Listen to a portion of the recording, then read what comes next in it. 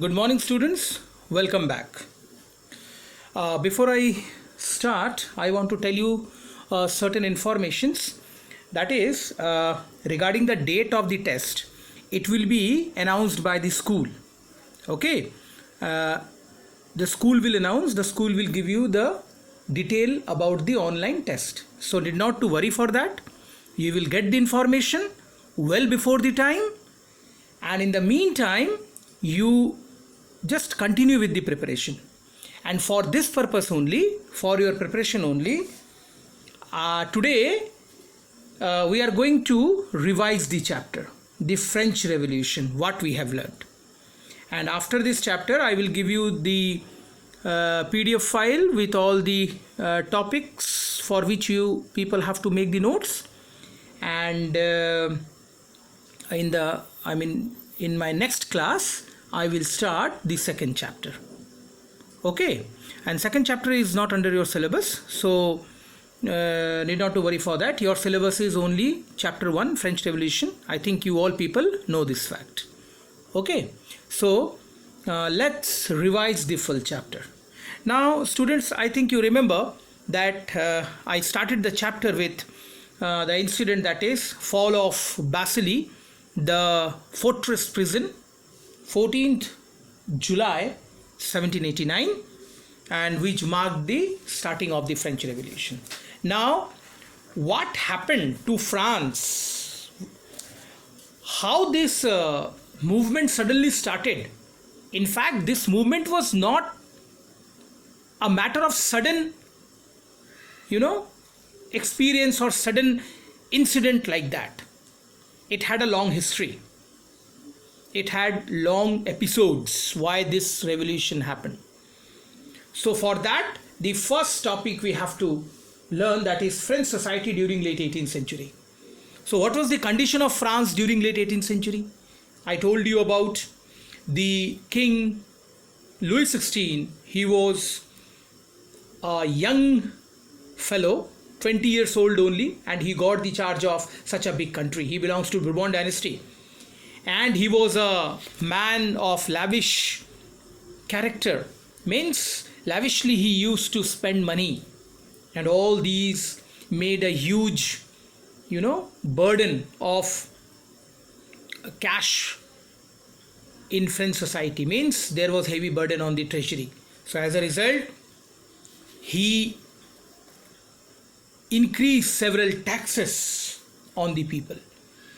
And if we see the people, I told you that the society was divided into three parts. That is, in late 18th century, the society was divided into three parts. That is the first estate, second estate, and third estate. That is clergy, nobility, and the king. Clergy,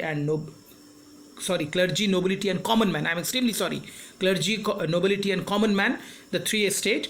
Clergy and nobility, they were privileged classes, need not to pay any tax. All the taxes were paid by the common people. And again, these common people had to pay different types of tax like tithe and tally. I already told you. Okay. So all these resulted in subsistence crisis. Now, what was the subsistence crisis? The crisis of basic commodities like food, shelter, clothing, etc. And the reasons for the subsistence crisis was the sudden increase of the population, etc., etc. So all these resulted in the unrest in the French society. Then it comes the turn of middle class. I told you that the middle class played an important role in boosting this revolution. That is, it questioned the authority of king and it made the people question the authority of the king. Several philosophers like Rousseau, Voltaire, Montesquieu, all these people made several ideas which were discussed in saloon and different places, and people were aware of all this. So this was the condition of the society of France during 18th century. And in this way, the people of France became ready against the revolution. and at last the revolution was there. So the next topic was the outbreak of the revolution. Do you remember, students? Please try to listen to me carefully. So in outbreak of revolution, we see that how the state general, the state general meeting was there, and in that meeting, the first estate and second estate were given good importance, but the third estate were not given importance.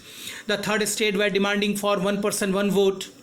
Okay, so when the king denied for one person, one vote, the third estate revolted and they left the court of Versailles, and they were ready in the preparation of a new constitution under the leadership of Mirabeau and Abbasius. I think you people remember.